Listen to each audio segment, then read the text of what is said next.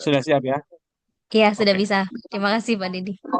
Ya, ya, teman-teman, pada hari ini kita mempersiapkan persiapan untuk materi tanggal 12 Oktober.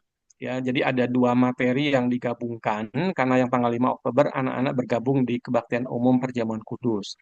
Nah, dua materi yang digabungkan ini adalah kisah tentang Ayub, maka kita tidak bisa melewatkannya kecuali Hmm. menggabungkan keduanya. Yang pertama itu adalah Ayub yang dilindungi oleh Tuhan dan yang kedua Hmm. Tuhan memperhatikan Ayub.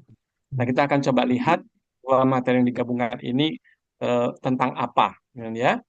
Nah, Iya. kita coba lihat dulu di dalam Alkitab eh, bagaimana Ayub di dalam pasal 1 ayat 1 sampai 22 di sana digambarkan tentang Ayub yang saleh, yang kaya, tapi di dalam kekayaan ketika dia dan anak-anak itu bisa menikmati makan minum dalam istilah pakai itu adalah berpesta, Ayub tetap menaruh hormat dan taat kepada Tuhan sehingga menyuruh anak-anaknya itu berdoa ya meminta pengampunan kalau-kalau telah berbuat lancang dan di sisi yang lain Ayub juga digambarkan adalah seorang yang mengalami pergumulan ya. Nah, di sini kita lihat bagaimana Tuhan itu melindungi Ayub ya. Saya rasa mungkin bacaannya kita sekilas saja ya. Hmm. Saya mungkin bisa memberikan gambaran ringkas tentang bagaimana Ayub itu di dalam kehidupannya. Misalnya di dalam pasal 1 ini ya. Di dalam Ayub pasal 1 digambarkan bagaimana Ayub ini mendapatkan sebuah kondisi yang baik di awalnya ya, segala sesuatu dicukupkan dan disebutkan orang yang paling kaya selain orang yang paling saleh atau paling hormat takut kepada Tuhan ya dan tidak berbuat jahat. Anak-anaknya bisa menikmati pesta di rumah mereka dan setelah pesta anak-anak itu disuruh untuk eh, mempersembahkan korban ya artinya suruh berdoa meminta pengampunan kalau-kalau mereka telah berbuat dosa ya. Lalu kemudian dalam perjalanan imannya mulailah Ayub itu dicobai ya di mana iblis eh, memberikan penderitaan berbagai macam hal ya. Dan disitulah kita lihat bagaimana Ayub ini menjadi seorang yang tetap saleh, hormat takut dan taat kepada Tuhan sekalipun nanti kita lihat di dalam perjalanan berikutnya dia juga mengalami pergumulan seperti kita pada umumnya ya. Dan saya coba eh, gambarkan detail di dalam penjelasan ini ya. Jadi di situ kita melihat bagaimana Ayub mengalami berbagai macam penderitaan ya dan itu adalah sebetulnya merupakan ujian kesetiaan dan ketaatan Ayub kepada Tuhan ya. Dan apakah dalam situasi sulit, menderita, kekurangan, Ayub masih tetap yakin gitu ya kepada perlindungan Tuhan. Dan disitulah kita melihat memang benar bahwa Ayub ini seorang yang saleh ya, seorang yang jujur dalam sikapnya di keluarga digambarkan bagaimana dialah seorang imam ya bagi keluarga. Artinya imam itu perantara ya kepada Allah, seorang yang mengingatkan keluarganya untuk tetap percaya dan menaruh hormat kepada Tuhan. Maka ketika anak-anaknya itu pesta dalam kesenangan, kelimpahan, Ayub selalu mengingatkan supaya mereka berdoa meminta pengampunan kalau-kalau di dalam kelimpahan mereka telah mengutuki Allah istilahnya di situ ya, telah berbuat dosa atau melupakan Tuhan. Gambaran kekayaannya di sana digambarkan ya tentang eh, domba, kambing, unta, lembu, ya, keledai dan budak. Itu adalah ukuran kekayaan. Kalau sekarang mungkin orang mengukurnya itu dengan tanah, rumah, ya, eh, tiger gitu kan ya, tigernya mobil gitu kan ya. Itu gambaran gambaran kekayaan. Nah, di situ kita melihat bagaimana ada pencobaan di tengah-tengah ketaatan. Dan inilah yang menjadi pergumulan ketika eh, Ayub itu harus mengalami kondisi di mana kekayaannya dia habis ya dijarah oleh orang-orang Kasdim, lalu juga eh, ternaknya ya habis disambar oleh api dari langit, ya. Lalu dia juga kemudian di dalam kondisi seperti itu ditambahkan lagi pergumulannya ketika iblis itu eh, menjamah ya tubuh Ayub gitu. Nah, ini semua menjadi sebuah ujian yang nyata di tengah-tengah seorang yang menunjukkan ketaatan yang luar biasa ya. Tapi pun begitu, kita melihat bagaimana Allah yang memberi kesempatan itu istilahnya kalau kita mengatakan eh, Allah mengizinkan gitu ya iblis untuk mencobai. Tapi di sisi yang lain ada batasan ya. Maka ketika itulah kita melihat bagaimana Tuhan masih memberikan perlindungan kepada Ayub melalui tubuhnya. Artinya, sekalipun dia mengalami sakit, tapi tidak sampai mati. Ya, itu adalah sebuah bentuk perlindungan Tuhan kepada Ayub di tengah-tengah ujian atau pencobaan yang dialami di dalam kehidupannya.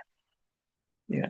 Nah, saudara, kita coba lihat relevansinya dalam hal Allah melindungi seperti ini. Ya, jadi kita yakin dan seperti sering dinyanyikan dalam nyanyian iman kita, bahwa Tuhan tidak pernah menjanjikan jalanan yang selalu lancar, ya, penuh dengan bunga. Tapi di dalam perjalanan yang memang tidak mudah dan kita harus mengalami banyak sekali masalah, ya, kadang hidup menjadi berubah drastis di luar dugaan seperti yang dialami oleh Ayub, dan disitulah justru kita diuji, ya. Dan seringkali dikatakan ujian kesetiaan yang paling efektif itu adalah melalui ujian penderitaan.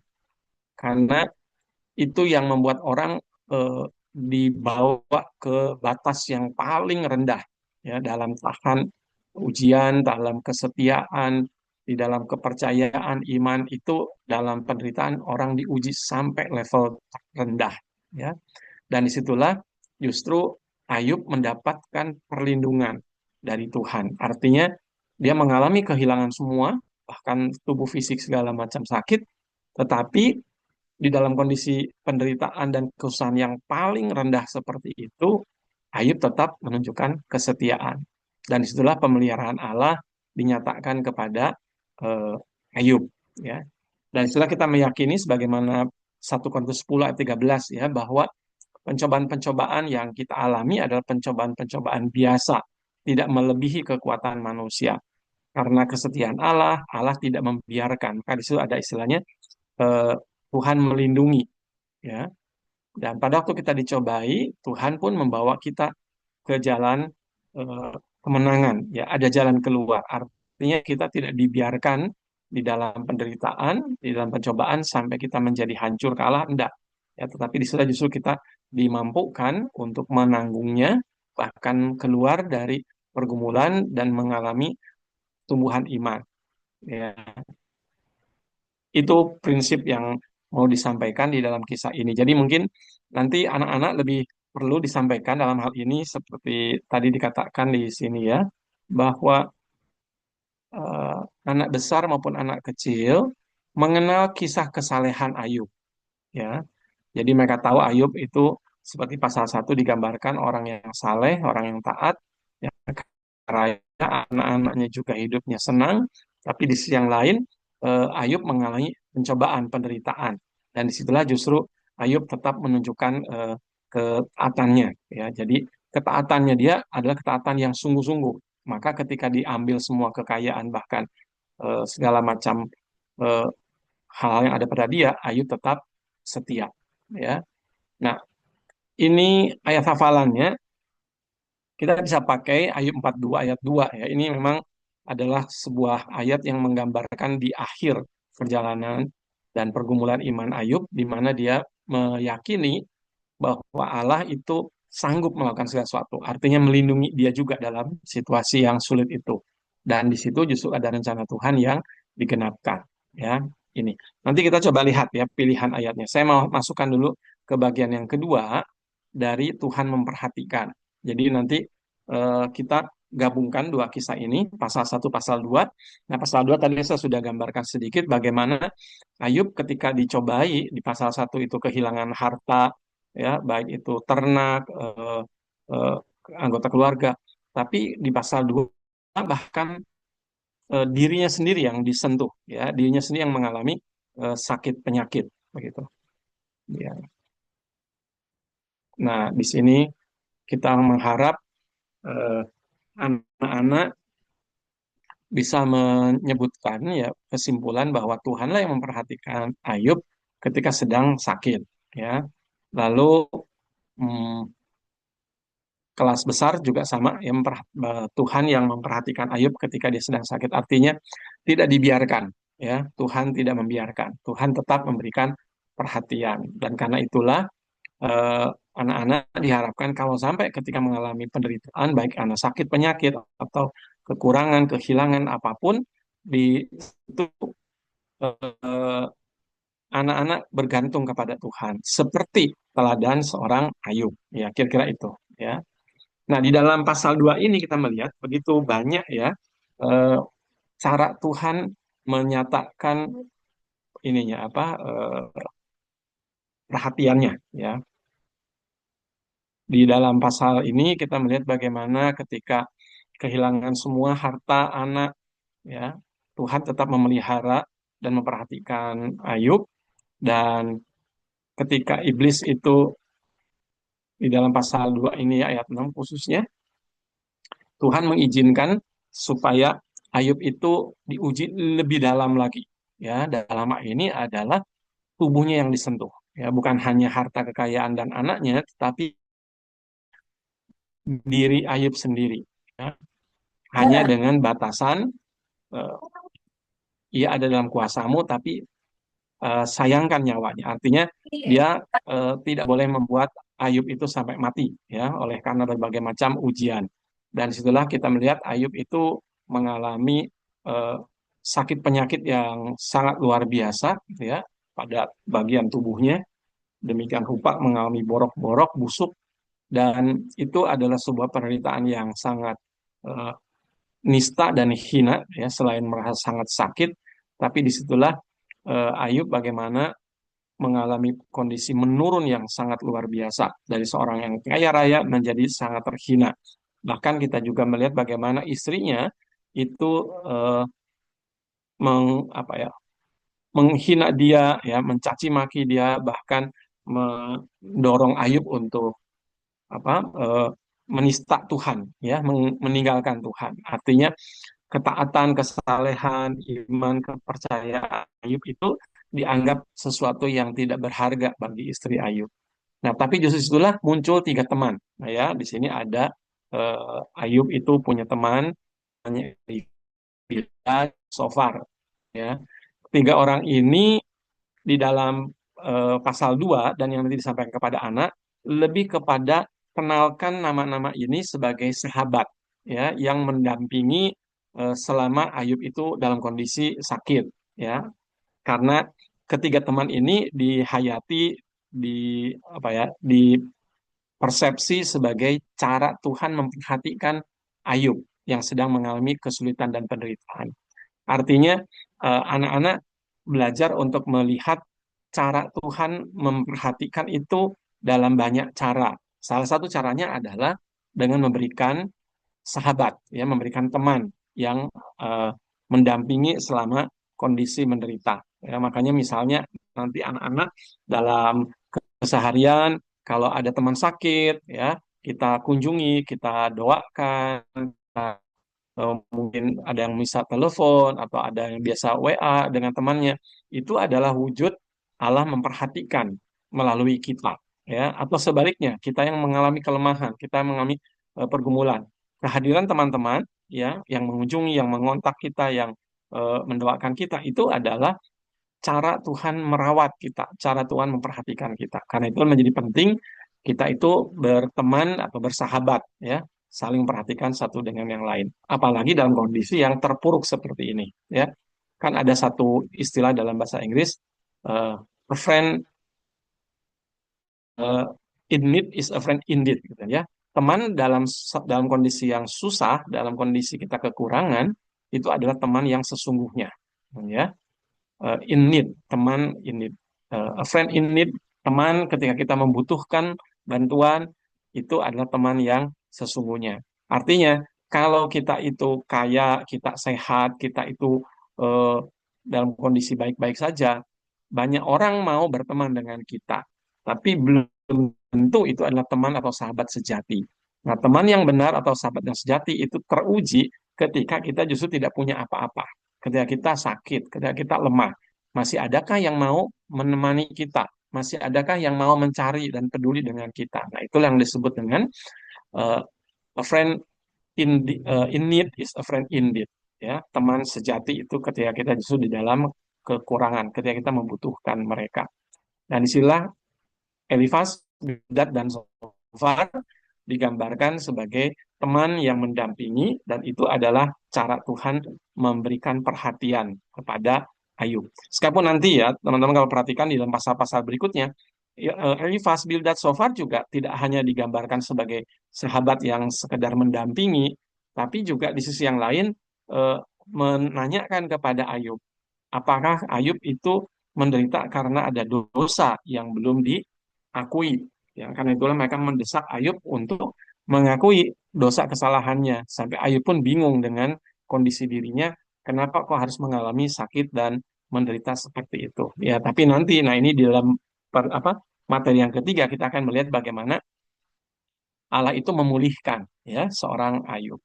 Jadi pasal kedua atau materi kedua ini kita lebih menekankan tentang Allah yang eh, memperhatikan melalui kehadiran teman, ya, sahabat Ayub, yaitu Elifaz, Bildad, dan Zofar. Nanti anak kita dorong untuk menjadi kepanjangan tangan Tuhan untuk memperhatikan keluarga, memperhatikan teman, ya, di sekolah atau di gereja sebagai cara Tuhan memperhatikan sesama kita. Dan sebaliknya sebagaimana Tuhan mau memperhatikan kita melalui sesama kita. Ya, itu yang mungkin kita perlu sampaikan ke anak-anak. Jadi misalnya kalau ada anak yang lama nggak ke gereja, ya, nah Tuhan tidak ingin orang-orang itu hilang dan dilupakan.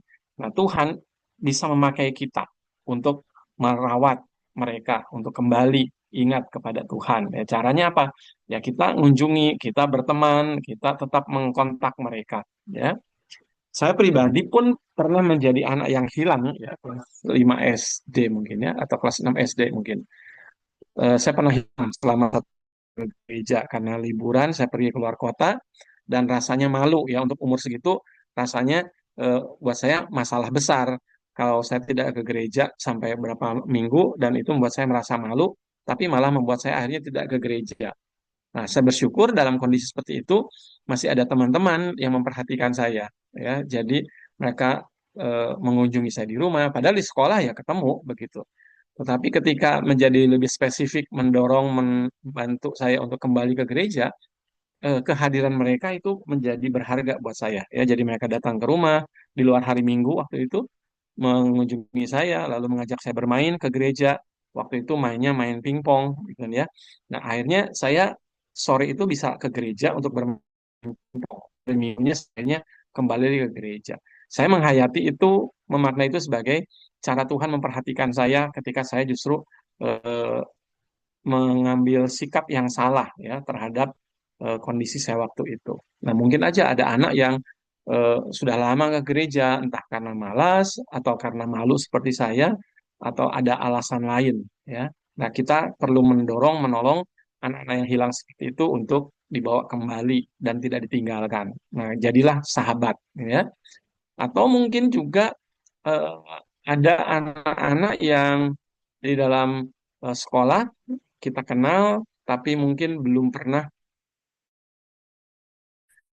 itu juga mungkin bisa menjadi cara Tuhan mengajak mereka melalui kita.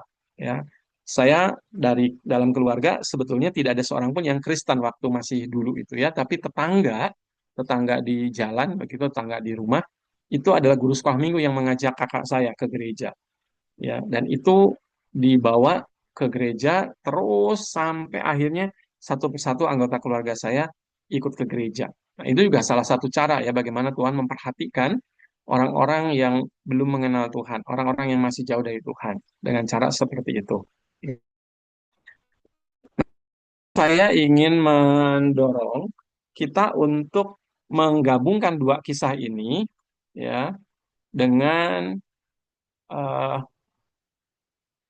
mengambil yang ini ayat hafalannya kita pakai yang Yeremia 17 ayat 7 gitu kan ya.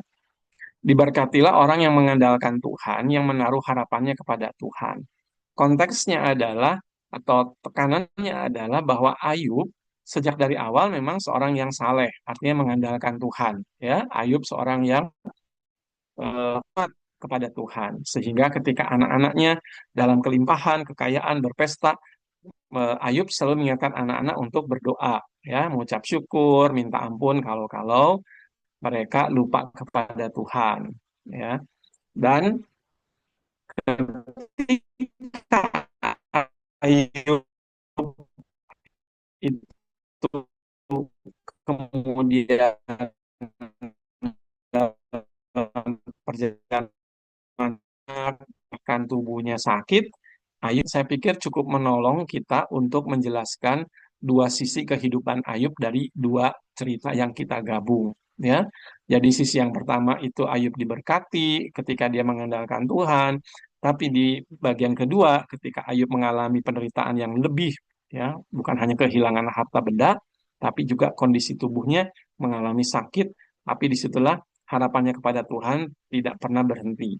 Ya, salah satunya karena Tuhan memperhatikan Ayub melalui kehadiran teman-temannya. Ya, jadi ayat hafalan ini saya rasa cukup merangkum dua cerita yang kita gabungkan jadi satu dan sekaligus juga menceritakan, memperkenalkan ya kepada anak-anak siapa itu Ayub. Ya, itu yang pertama ya. Jadi saya sarankan dua kisah ini kita gabung, penekanannya yang pertama cerita dan kisahkan Ayub seorang yang diberkati ya, seorang yang mengandalkan, dan istilah tadi pasal satu adalah seorang yang saleh atau dalam bahasa anak-anak yang lebih sederhana seorang yang taat ya dan menaruh hormat. Gambarkan menaruh hormat, Ayub menyuruh anak-anak setelah pesta mereka berdoa, bersyukur dan meminta pengampunan kalau-kalau mereka melupakan Tuhan. Lalu paruh kedua adalah ketika Ayub yang sekalipun saleh ya, tapi dia mengalami pencobaan ketika dia harus kehilangan harta benda, bahkan dia harus mengalami penderitaan sakit penyakit. Di situ dia tetap diperhatikan oleh Tuhan kehadiran teman-teman. Nah, maka kita didorong, anak-anak didorong ya untuk hormat takut pada Tuhan, mengandalkan Tuhan, dan di sisi yang lain kita dipakai oleh Tuhan untuk merawat sesama ya sebagai jalan atau cara Tuhan memperhatikan kehidupan kita. Itu yang pertama ya. Saya lanjut dulu ke bagian yang kisah yang akan kita akan di eh, minggu ketiga Oktober ya. Ini adalah belajar dari kisah Ayub yang dipulihkan. Jadi ini pasal 42 ini adalah bagian akhir-akhir di dalam kitab Ayub ya. Nah, menarik sekali kitab Ayub pasal 42 ini digambarkan di situ tentang bagaimana Ayub itu mengalami sebuah kesadaran baru kan ya ketika dia di dalam eh, perjalanan imannya setelah dia berdebat dengan Tuhan, dia bergumul tentang imannya, mempertanyakan apa maksud rencana Tuhan dengan kondisi-kondisinya dia, kan ya. Tapi kemudian Ayub dipulihkan. Ya, nah pasal 42 ini menjadi sangat penting. Saya coba bacakan khususnya ayat yang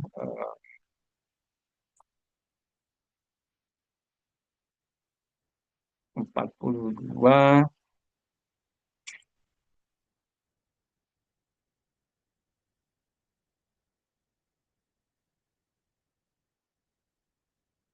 ayatnya yang kelima ya. Jadi pasal 42 ayat 5 itu balik dari Ayub yang dipulihkan bukan hanya secara fisik ya, tetapi secara rohani ya. Jadi secara jasmani iya, secara rohani lebih lagi karena digambarkan di Ayub 42 ayat 5. Hanya dari kata orang saja aku mendengar tentang engkau, tetapi sekarang mataku sendiri memandang engkau. Ya, jadi Ayub menyadari bahwa pemahaman dia selama ini kata orang dan ya.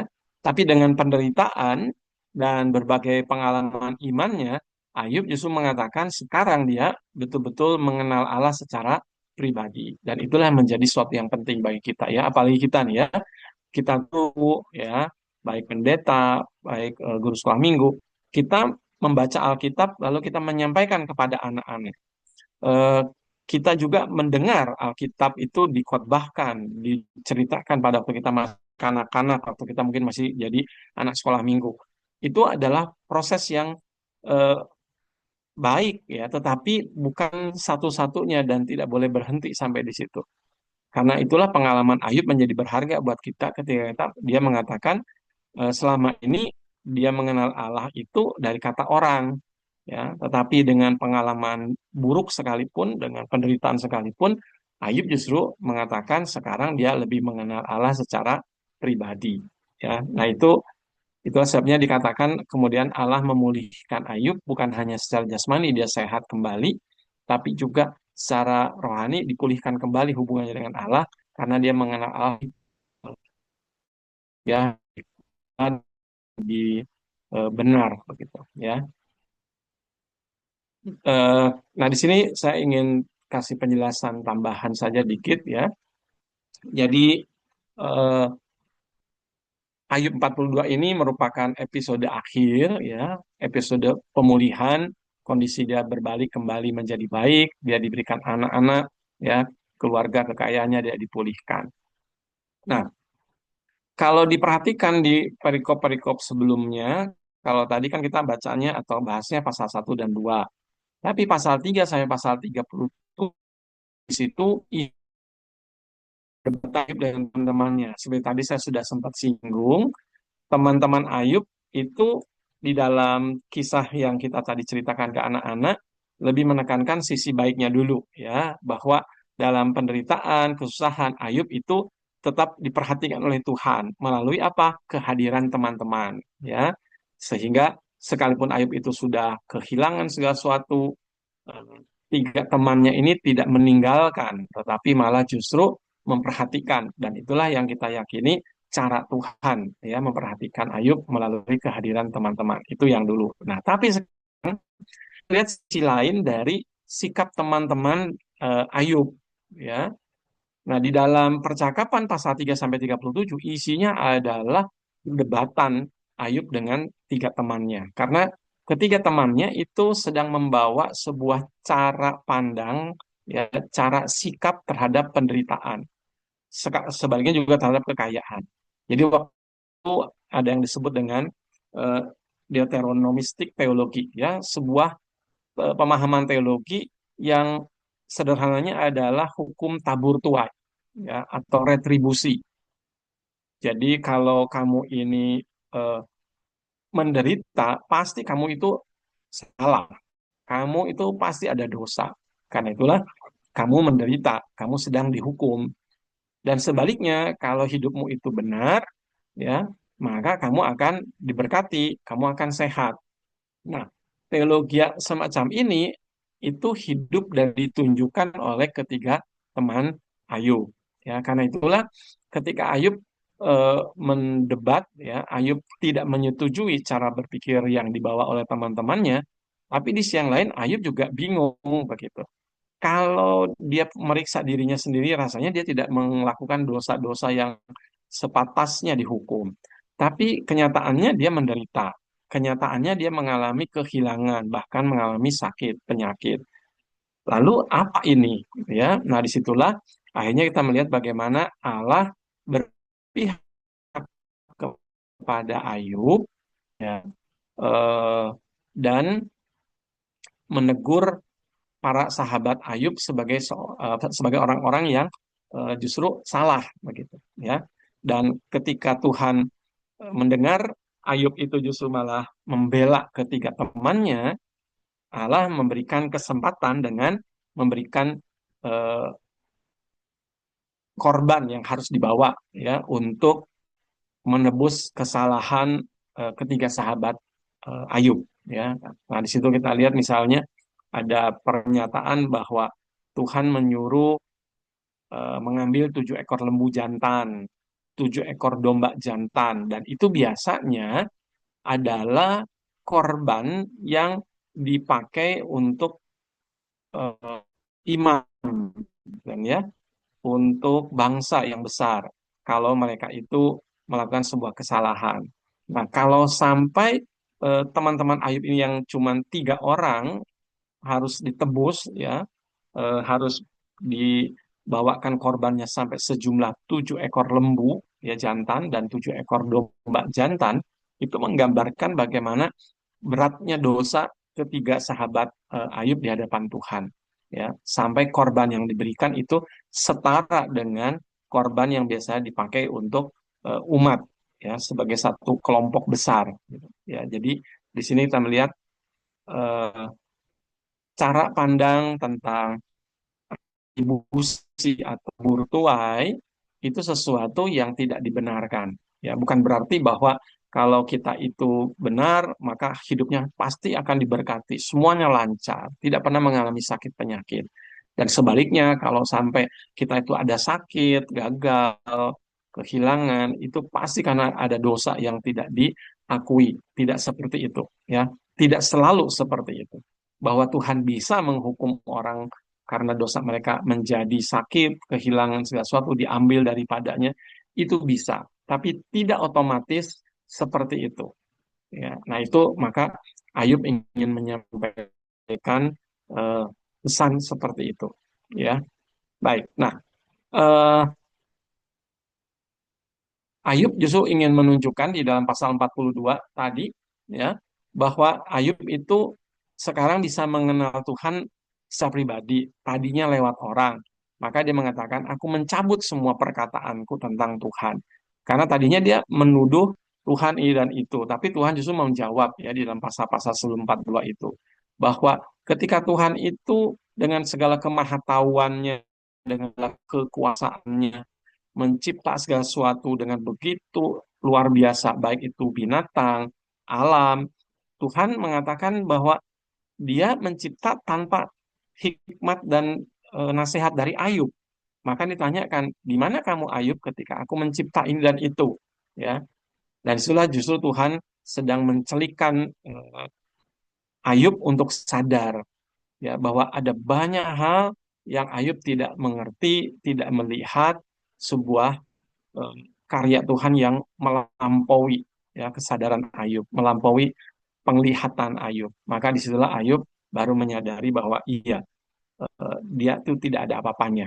Ya, Tuhan itu jauh lebih dari itu. Maka dia mengungkapkanlah dalam pasal 42 ayat 5 ya, bahwa Tuhan itu eh, sekarang dia kenal secara pribadi, bukan lagi katanya orang. Ya. Baik. Nah, teman-teman, ini menjadi sebuah pesan yang penting secara relevansi, artinya kita ini mungkin bisa saja menceritakan banyak tentang Tuhan, artinya dengan pemahaman kita ya, dengan pengetahuan, tapi justru menjadi penting adalah ketika kita coba berefleksi seberapa kita sungguh-sungguh mengalami Tuhan ya di dalam pengalaman iman, bukan cuma sekedar dalam pemahaman iman, bukan cuma sekedar menjadi sebuah pengetahuan, tapi bagaimana di dalam kelakuan kita. Apakah kita sungguh-sungguh meyakini ya kemahatauan Tuhan, kekuasaan Tuhan, kasih setia Tuhan, sehingga ketika kita mungkin dalam situasi yang tidak ideal, tidak seperti yang kita inginkan, ya seperti Ayub ngalamin, kita bisa tetap menunjukkan bahwa hidup iman kita adalah iman yang betul-betul percaya sekalipun, ya, setia sekalipun, gitu. Ya, tetap eh, melayani Tuhan sekalipun. Nah, itu yang ingin Ayub tunjukkan ya. Bagaimana disitulah Tuhan justru memulihkan Ayub dalam sebuah kesadaran yang lebih dibandingkan ketika dia di pasal 1 seorang yang saleh ya, tapi pemahaman dan pengalaman imannya relatif belum eh, sepenuhnya ya. Maka di dalam pasal 42 ayat 5 kita melihat bagaimana pemahaman dan pengalaman Ayub itu menjadi utuh ya, sehingga dia mengatakan sekarang dia melihat Tuhan secara pribadi ya. Baik. Nah, ini ayat hafalannya eh, Ayub 42 ayat yang kedua. Ya, aku tahu bahwa engkau sanggup melakukan segala sesuatu dan tidak ada rencanamu yang gagal. Nah, saya eh, pilihkan ayat ini untuk menggambarkan mana Allah di dalam mencipta dan memelihara. Jadi ketika Ayub digambarkan dia mengalami penderitaan, sakit penyakit, kehilangan segala sesuatu, ya, di dalam itu semua Allah ikut, ya, Allah ada, Allah tidak lupa, ya, Allah tetap memelihara. Bahkan bukan hanya ada dan memelihara, tapi Allah juga sedang bekerja. Untuk apa? Supaya rencananya tergenapi. Maka di sini disebutkan anak kalimat kedua adalah tidak ada rencana Allah yang gagal. Sekalipun itu tadi, Ayub mengalami kesulitan, mengalami kehilangan, penderitaan, pergumulan dengan keluarga. Tapi di dalam semua itu sebetulnya ada rencana Allah yang tetap sedang dikerjakan. Ya, jadi di sini kita melihat bagaimana Allah dalam kasetianya itu memelihara dan bekerja. Ya, itu itu yang mungkin bisa saya sampaikan. Sebelum teman-teman mungkin melengkapi, saya usulkan untuk lagu tentang sahabat tadi atau teman, ya, sebagai wujud Allah yang memelihara atau apa, memperhatikan Ayub. Teman-teman mungkin tahu lagu itu ya, seperti apa, eh, seperti roti dan selai atau apa ya. Ada yang tahu lagu Mentega, itu? Pak. Ah, Roti dan oh iya, mentega. mentega ya. Artinya tidak terpisahkan, saling membutuhkan gitu kan ya. Itu saya keingat lagu yang lucu, menarik ya, ada banyak gerakan sehingga anak-anak bisa mengingat tentang pentingnya persahabatan dan itu adalah wujud perhatian Tuhan bagi kita lewat teman-teman maupun perhatian Tuhan kepada teman-teman lewat kita, begitu ya. Itu yang saya mungkin ingatkan bisa dipakai untuk lagu eh, yang apa tuh yang tanggal berapa? 5, tanggal 12 ya, 12 Oktober. Baik, itu yang mungkin saya bisa sampaikan dulu. Ada teman-teman yang mungkin mau menanyakan atau mau melengkapi, silahkan. Ayat hafalannya itu sama tak Pak, besar kecil. Iya, sama aja ya, karena saya lihat itu ayat cukup pendek dan isinya juga pas ya untuk kisah yang kita mau sampaikan. Terima kasih. Ya, sama-sama.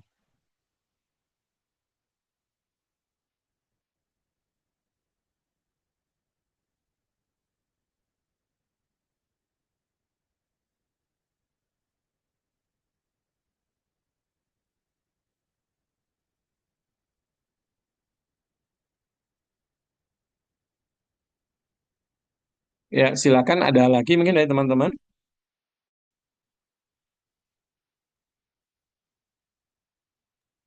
Pak Deddy, saya mau nanya untuk yang sebelumnya, yang Tuhan melindungi dan memperhatikan. Yang kita tekankan di kisahnya itu melindunginya yang di mananya, terus sama memperhatikannya itu yang di mananya. Karena kan itu ada kisah kayak keluarganya mati gitu ya, hartanya habis gitu. Ya, ya, baik. Nah, ini yang eh, apa Tuhan melindungi itu adalah ketika iblis itu ingin mencobai Ayub, ya, Tuhan mengatakan silahkan, ya kan, hanya saja eh, sayangkan nyawanya, gitu ya. Intinya artinya itu jangan sampai membuat Ayub itu mati, karena kalau mati tidak ada bukti, tidak ada apa ya, tidak ada pembukti, tidak ada bukti bagaimana Ayub itu setia gitu kan dalam penderitaannya, selama hidupnya dalam penderitaan gitu ya. Jadi itu sisi Tuhan melindungi adalah kan dalam bahasa kita selalu mengatakan begini, kenapa kok orang Kristen menderita? Ya Tuhan mengizinkan gitu ya. Nah, mengizinkan apa? Sampai batas itu. Itu dalam kasusnya Ayub, Tuhan mengizinkan supaya dia diuji tapi tidak sampai mati. Tapi kan nanti kita juga akan melihat, ada nggak orang yang sampai mati? Ya ada gitu loh. Maka sebetulnya bukan soal mati atau enggak mati, tetapi ketika ujian itu diberikan, apa yang mau dibuktikan? Nah, untuk Ayub, Allah mengizinkan tetapi tidak sampai mati. Nanti kita lihat mungkin akan ada yang lain. Contoh lah, Stefanus di Perjanjian Baru, ya kan? Apakah Tuhan tidak melindungi? Di situ kita lihat cara Tuhan atau tujuan Tuhan mungkin berbeda dengan ujian yang dialami oleh Ayub. Ketika Stefanus itu diizinkan sampai mati dirajam, yang justru ingin dilindungi oleh Tuhan justru adalah iman orang-orang percaya kepada Kristus. Bahwa sekalipun mati, ya kan, di dalam iman atau menjadi martir, di situ justru iman orang percaya menjadi lebih kuat. Iman percaya orang lebih tumbuh gitu ya di dalam Kristus. Jadi kita tidak hanya melihat soal sakitnya ya, matinya atau menderitanya atau kehilangannya, tetapi itu untuk apa gitu ya. Makanya dulu saya pernah bawakan ya sebuah renungan tentang eh, eh, itu bukunya itu apa? Manusia mencari makna ya. Man searching apa itu ya? Of meaning ya. Manusia mencari makna gitu kan ya. Manusia mencari makna. Nah, di dalam tulisan itu Viktor Frankl mengatakan dalam setiap keadaan itu pasti ada makna. Nah, nanti kita tinggal lihat keadaannya itu apa. Keadaan itu hidup,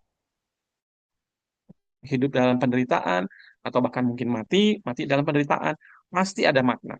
Nah, itu yang perlu kita lihat maknanya apa gitu. Jadi bukan cuma mati dan hidupnya. Itu soal Tuhan melindungi. Kalau Tuhan memperhatikan, tekanannya adalah pada Tuhan mengutus tiga temannya itu.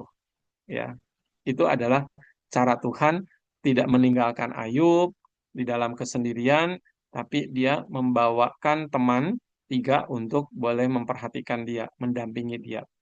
Ya, bahwa nanti di dalam perjalanan imannya ketiga teman itu malah menimbulkan apa ya, menimbulkan eh, eh, pertanyaan, pernyataan iman yang membuat Ayub itu bergumul luar biasa, tapi justru disitulah sampai akhirnya pasal 42 kan kita melihat bahwa Ayub dengan percakapan ketiga temannya, lalu juga dengan perenungan di hadapan Tuhan, membawa Ayub itu sadar bahwa selama ini imannya Ayub itu adalah iman kata orang. Ya, tapi setelah pergumulan ini, dia setelah mendalami tentu kan ya, dengan pertanyaan, pernyataan teman-temannya, Ayub akhirnya menyadari bahwa dia dengan pengalaman sulit itu, dia mengalami Tuhan secara pribadi. Gitu ya. Dan itu sebenarnya menjadi penting buat kita ya, relevan sekali dengan kita. Kita, seperti tadi saya katakan, kita memberitakan Injil, ya, memberitakan firman Tuhan. Jadi pengetahuan iman kita berdasarkan Alkitab mungkin banyak, ya. Tetapi apakah pengalaman iman kita juga eh, selaras dengan pemahaman iman kita, gitu ya? Jangan-jangan kita ini hanya menjadi seorang penyambung, ya, penyambung cerita, gitu. Tapi kita pribadi tidak punya cerita dengan Allah atau tentang Allah. Makasih Bu Sofi ya sudah menanyakan eh, kanannya apa ya untuk bagian pertama tentang Allah melindungi itu mana, yaitu adalah untuk kasusnya Ayub tidak dibiarkan dia mati ya karena yes, Allah mengatakan kepada iblis sayangkan nyawanya. Dan kalau tekanan tentang apa Tuhan memperhatikan itu adalah memberikan tiga temannya untuk datang ya memperhatikan dan bercakap dengan dia. Oke, ada yang lain teman-teman?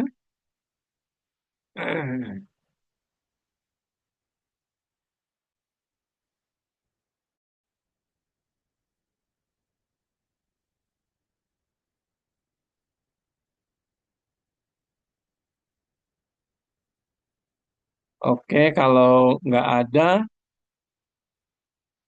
Adi, kalau untuk tanggal 5 itu seperti biasa ya. Kalau 5 Oktober sudah kita sudah melakukan berapa kali ya? Oktober, Januari, April, udah 3 kali ya? Iya, Pak. 4 kali sih, 4 kali sih malah. Juli kemarin ya. Iya. Oktober ini kan yang keempat ya. Hmm,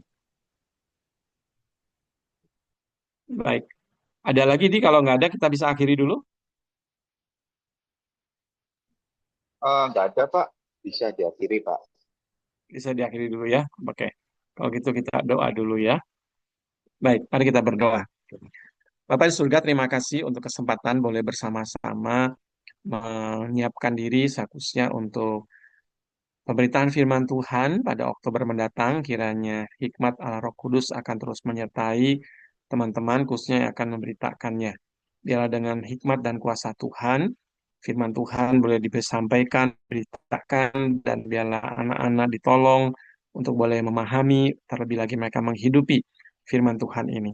Sehingga di dalam perjalanan iman, kami boleh merasakan bagaimana Tuhan, Engkau melindungi kami, Engkau memperhatikan kami dalam segala keadaan kami. Terlebih di tengah-tengah situasi yang tidak mudah, kiranya Tuhan menolong kami, anak-anak, orang tua, supaya pengalaman iman di dalam Tuhan itu sungguh boleh kami alami. Dan disitulah kami justru dipulihkan dan semakin hari semakin utuh pengalaman dan pemahaman iman kami. Terima kasih untuk teman-teman yang sudah boleh bergabung. Kiranya Tuhan sertai dan berkati di dalam aktivitas selanjutnya. Demikian juga dalam persiapan-persiapan untuk mengajar. Terima kasih Tuhan, kami doa dan bersyukur dalam nama Tuhan kami Yesus Kristus. Amin.